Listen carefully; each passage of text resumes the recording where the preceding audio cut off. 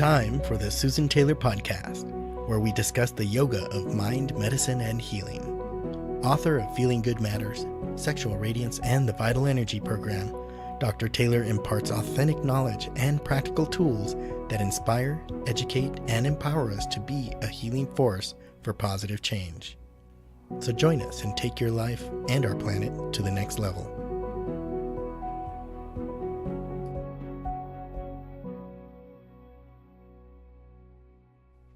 Hello and welcome to episode 74, Does Water Affect Your Mood?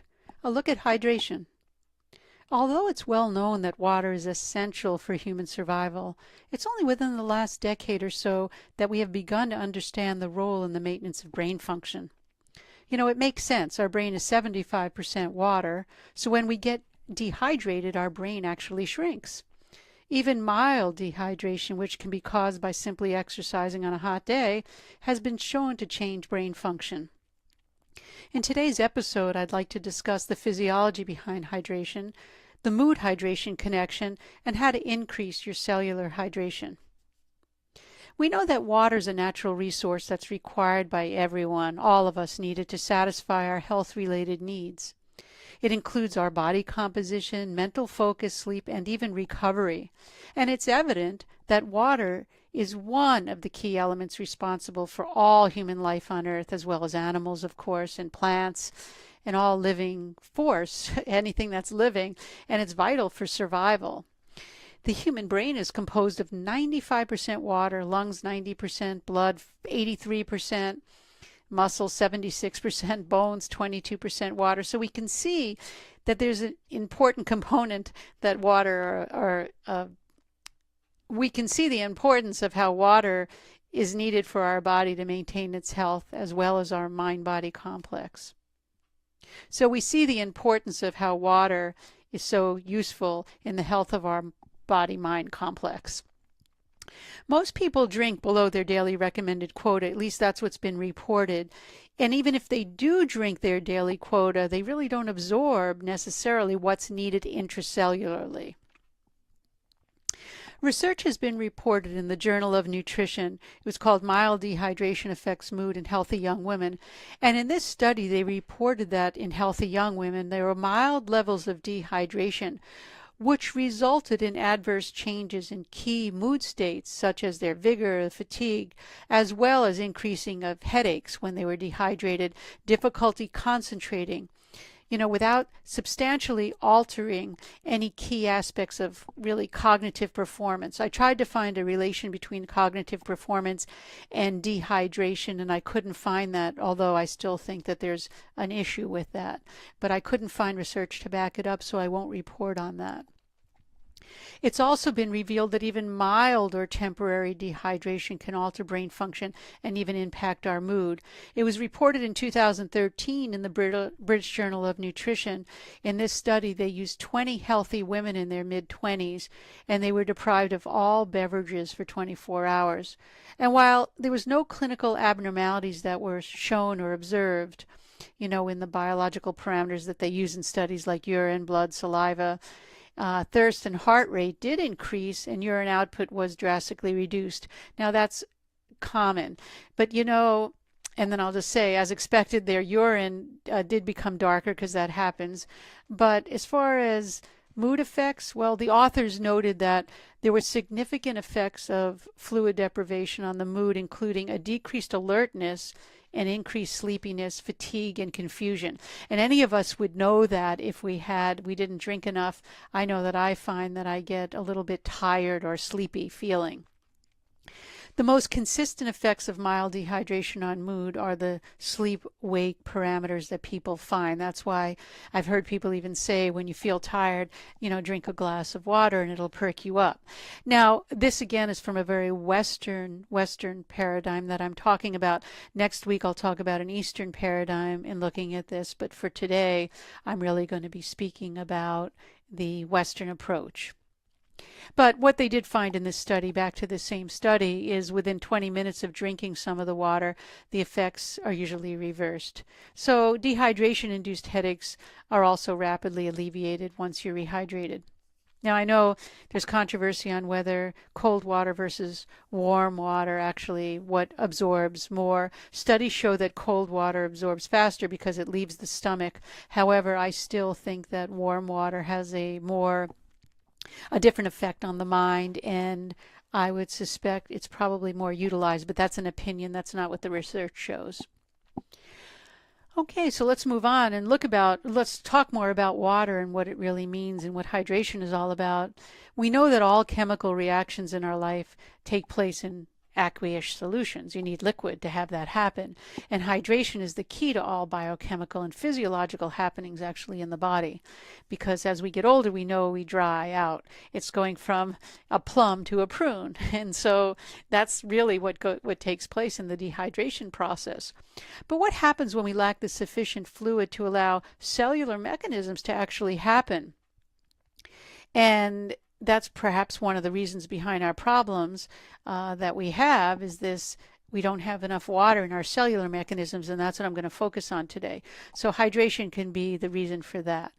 You know, we take supplements and we assume that they're going to be absorbed and utilized in our body. And, you know, we know from some of the past podcasts that our digestive function is not at all up to par many times, and it's not equal among all of us. And, you know, what gets absorbed from one might not get absorbed or even utilized by another. So we have to keep that in mind always. And first and foremost, the gut needs to absorb nutrients for them to work. We know that. So we're not talking about restoring the gut here in this podcast, but it's about an entire, because that's a whole entire protocol that I work with. We do podcast courses and everything on this. But I can give you some tips on how to hydrate your cells so that your absorption of nutrients can actually improve. But let me turn and focus on cellular hydration for a moment and give you, some of the biochemistry that I've studied in my work in this lifetime to really talk about intracellular and intercellular or extracellular and intracellular hydration principles. Because there's a lot more to hydration than drinking 8 glasses of water a day. I mean, people say drink your 8 glasses of water.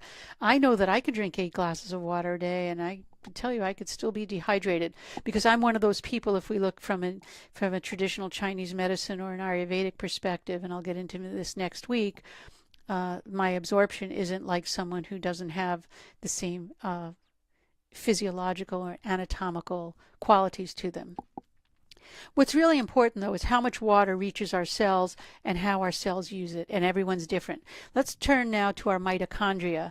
The mitochondria, the powerhouses of the cell, they use hydrogen and water to make energy, and the hydrogen in water also binds to free radicals. Remember, free radicals, we can rust. That's what causes rust, radicals, right? Oxygen. And so free radicals are oxygen species, reactive oxygen species that are floating around from our own metabolic relations that are going on, and they need to be quenched and they need to be removed out, and we need to get rid of them, keeping inflammation low, because when they're too high, we know that that's inflammation. You can also use electrolytes, fiber, protection from our internet, any of the EMF vibrations that really happen, and using maybe better water quality. And we can work with that and improve performance and ability to have better moods. So I'm going to go through those today in this podcast. So as I said, even though we drink 8 glasses of water a day, unfortunately that doesn't translate into the water inside the cell. Think about it. 2/3 of the body is composed of water with a ratio of 2-to-1. That's extracellular versus intracellular. And we want them in the cells. That's what I'm talking about here. Because you can give someone an IV, it's been reported, with many liters, and they're still dehydrated of fluid, many liters of fluid.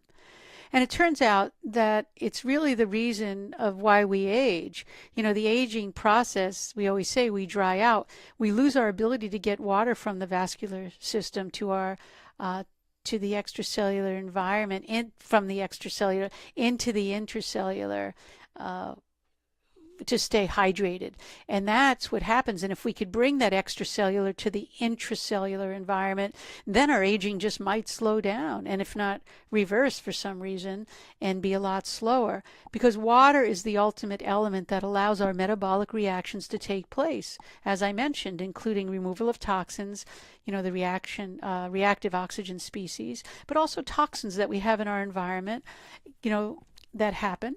And we want to just be able to wash them away, and water is the best washing substance for that. In biochemistry, I've been using the word mitochondria, so I'm going to talk about it for a minute. We learn that, we learn about the intracellular and the extracellular water tables in the body and how they work together. But there's the mitochondria, which I just like to spend a moment on, and they're your energy powerhouses, and they use hydrogen molecules in the water to make energy, which we call ATP. And the mitochondria take the sugar and fat out of our diet, our bloodstream, and turn it into ATP. Or lymphatic system, but it's circulating around. That's what I'm talking about.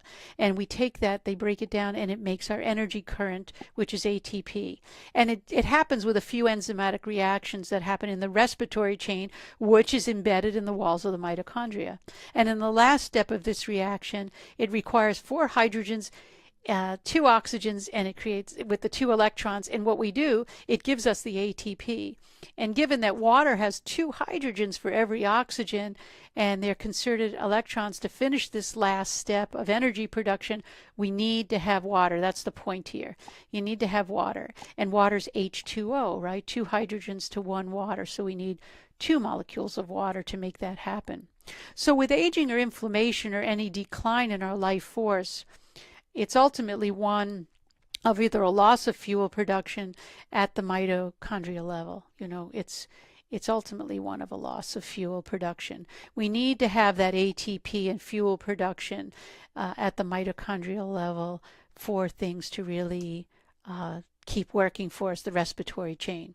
So as you get dehydrated, you then don't have enough oxygen and hydrogen in the form of water inside the cell. That's what happens. And you lose the ability for your powerhouse, right, the mitochondria, to give you the energy production that's needed for cellular and, for that matter, brain function.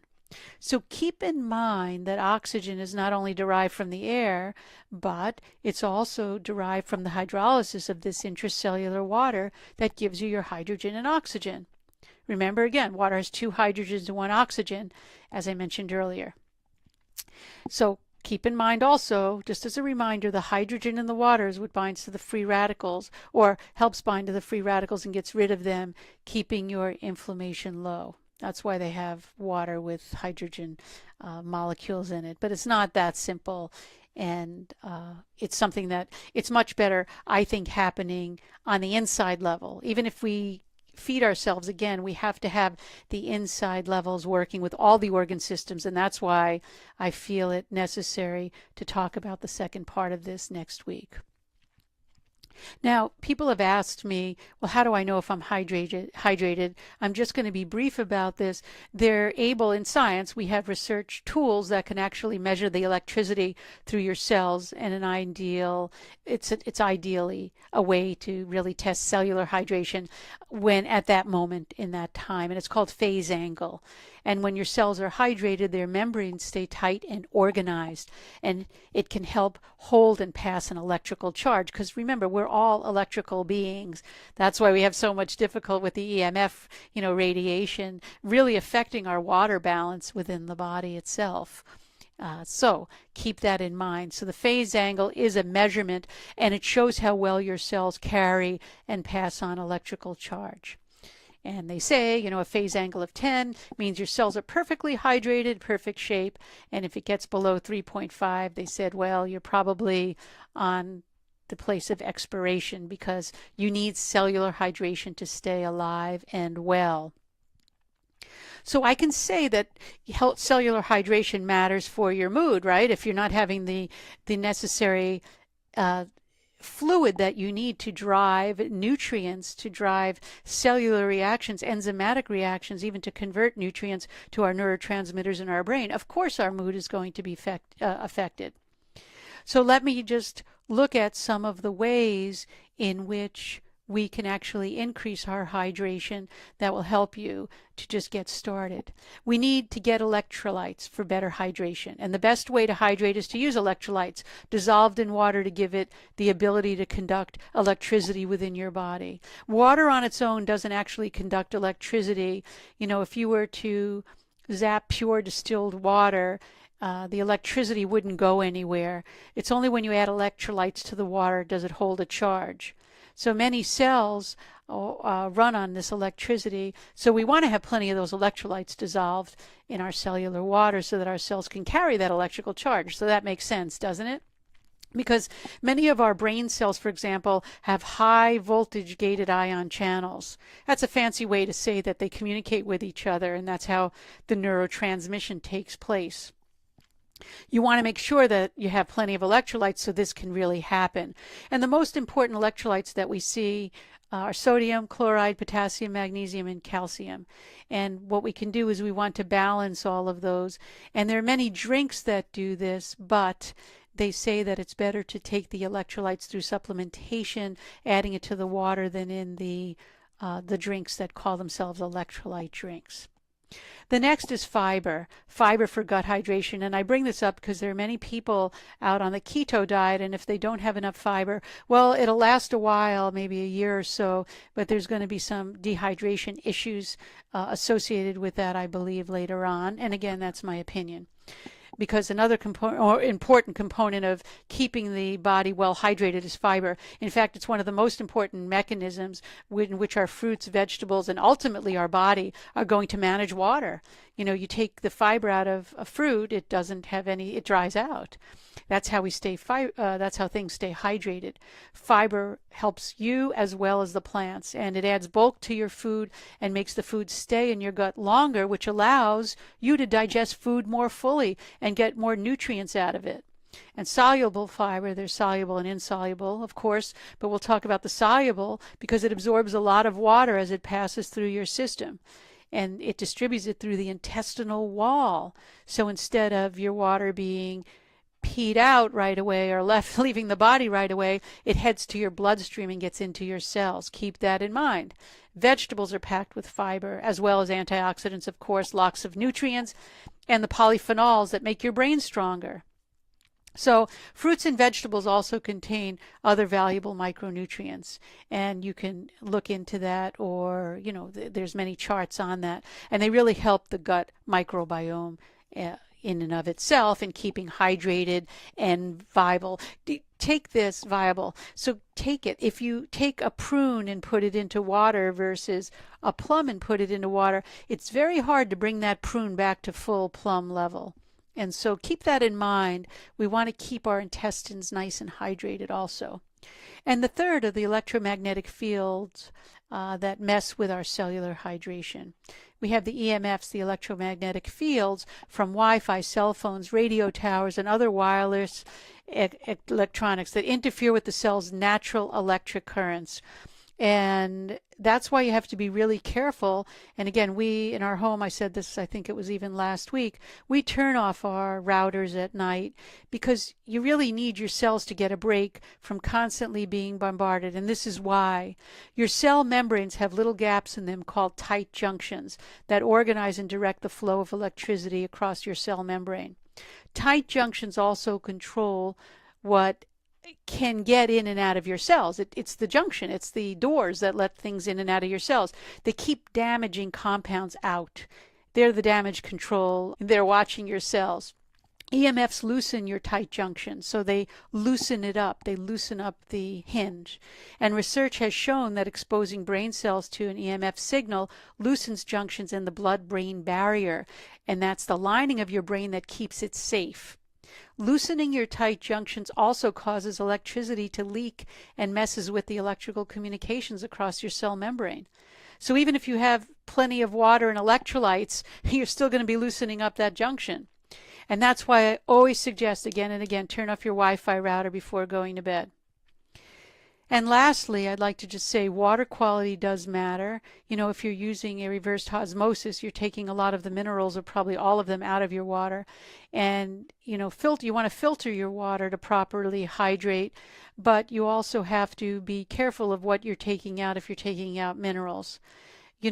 Tap water in general contains potent carcinogens like chlorine and chloramine, as well as fluoride, and messes up with your thyroid hormones. So keep in mind, what I really offered today was we want to get electrolytes to you, and you want to do that with adding them to your water. And you want to have fiber for gut hydration. You want to really consider the exposure to the EMF, the electromagnetic fields, because that loosens up your tight junctions. And you want to really use the proper filtering system for your water. Clean what you don't need, but keep in some of the essence that you do need. And that brings us to the end of this podcast, but next week I'll talk about hydration from the ancient wisdom of the East and give you some tips on how to hydrate based on that paradigm. If you like the show, please share the knowledge by sending this link to someone. It's really important to help us grow our community by sharing knowledge, especially if you think someone would benefit from the podcast. The Susan Taylor podcast does come out every week and is available on susantaylor.org, iTunes, Stitcher, YouTube, and other podcast formats. susantaylor.org is for all of you in the community. So if you have any questions or comments or feedback, let me know. I'd love to hear from you. And again, support me by sharing this podcast.